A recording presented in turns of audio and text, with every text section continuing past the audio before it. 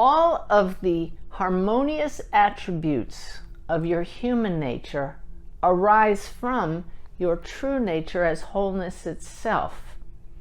You naturally make choices that are in alignment with that, even without thinking about it. Think about when you might have seen a parking lot, something that's been paved over but let go. It hasn't been kept up. Have you ever noticed how a flower or weeds grow through the cracks in the pavement? What is that? That is the natural impulse of light. All beings move toward the light, evolve towards growth. It's why life, to put it crassly, but in terms of poker, isn't just a crapshoot.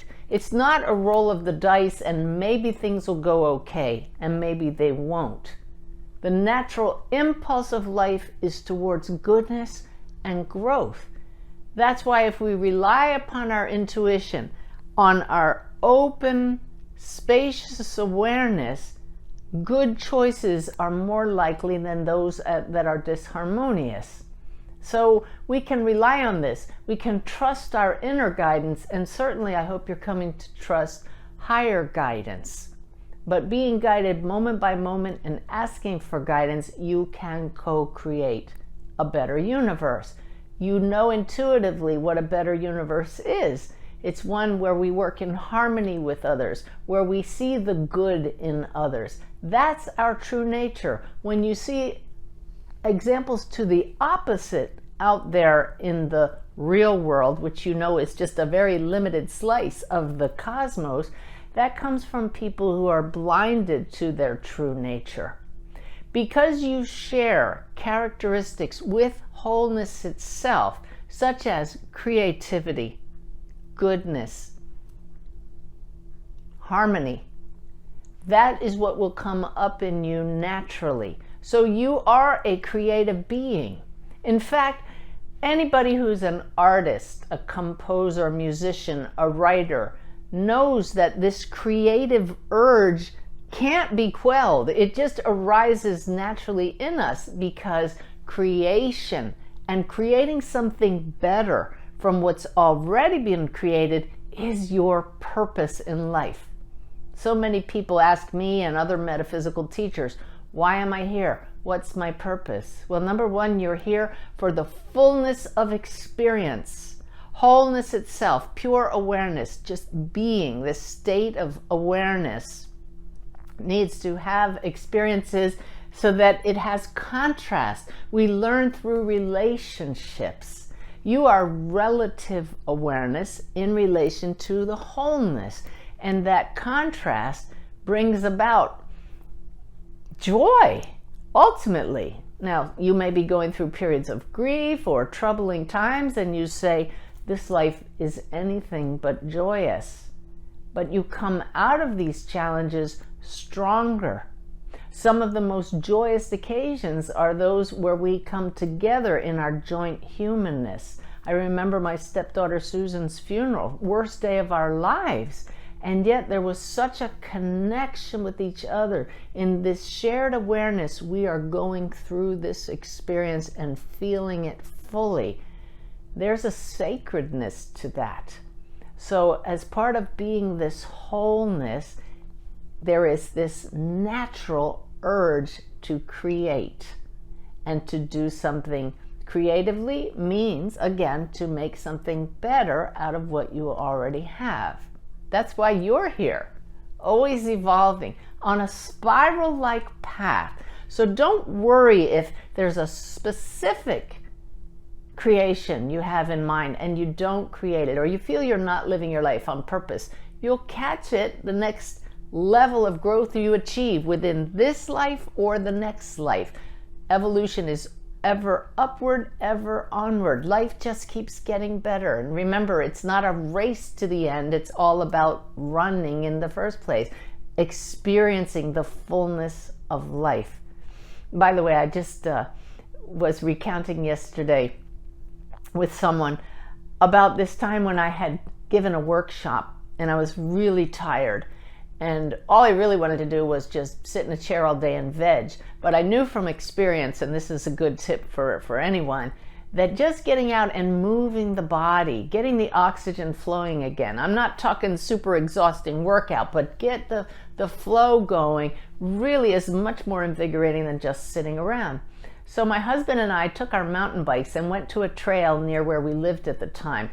Pretty flat, really flowy and fun. I thought that would really help me recharge. So at first things were going really well. I was really enjoying the ride. It was refreshing and wonderful to be out in the fresh air.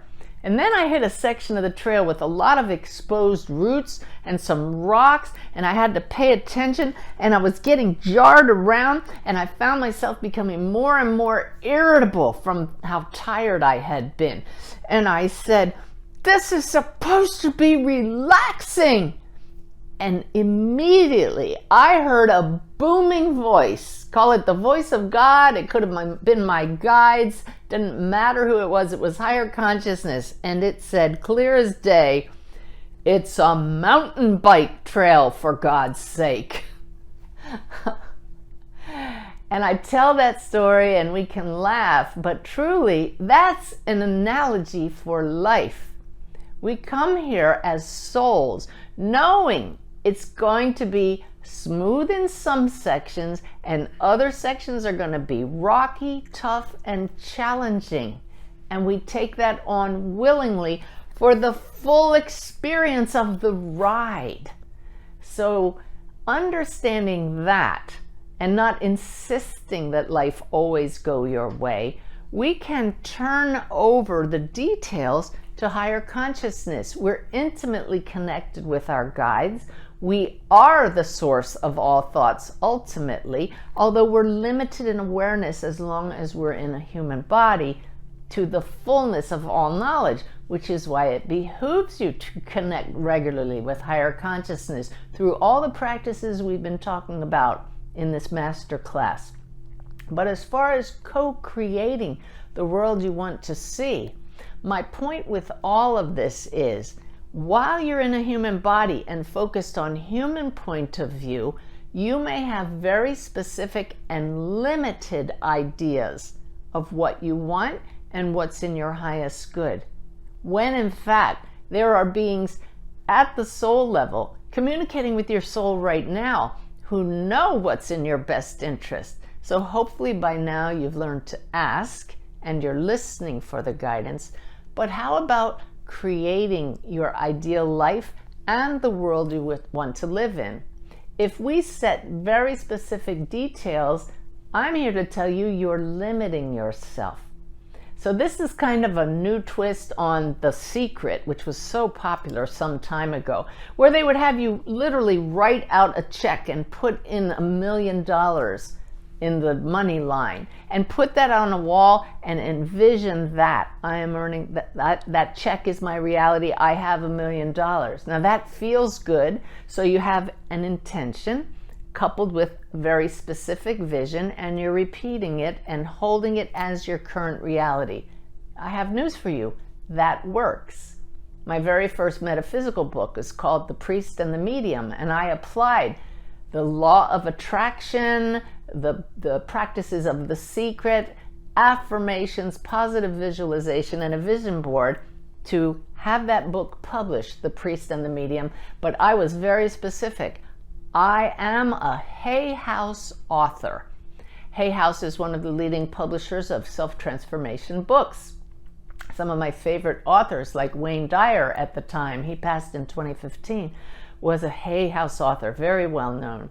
So I every day sat and said my mantra, I am a Hay House author. You know, when it came time to submit the manuscript, I gave it to my agent, and he came up with a list of 5 publishers. And I said, that's a really great list, Bill, but I'd like you to put Hay House at the top of the list, because if you're used to manifestation, you know you have to sometimes take action and do a little yourself, not just all visualizing. Well, he said, okay, Suzanne, if that's what you want, and he sent it off to Hay House in the days when we would put manuscripts in a box instead of digitally. And do you know, within 2 weeks, I had a signed contract for The Priest and the Medium with Hay House. Unheard of in the publishing world. Usually things have to go to committee. It takes months before you even hear back. But I heard later that my manuscript ended up on a senior editor's desk. She took it out of the box and said she felt a tingle go up her arm. She read it starting right there that afternoon and didn't stop till 2 in the morning. Read it straight through. The next morning she walked into the head of Hay House's office and said to Reed Tracy, "I want to publish this book." And he looked at her and he said, "You've never said that before." And she said, "I know." And he said, "All right, offer her a contract." Now, if that's not the power of manifestation, I don't know what is. So I'm not here to tell you that doesn't work. But in co-creating the world we envision, I'd like you to think outside of that box, like my manuscript in the old days was in a box. Could we still be in a box if we are thinking that we, at the human level, need to specify what our goals are? Now, don't get me wrong, I know all about goal setting. I spent 20 years in the Navy, and after I retired for several years, I served as a consultant with a strategic planning firm.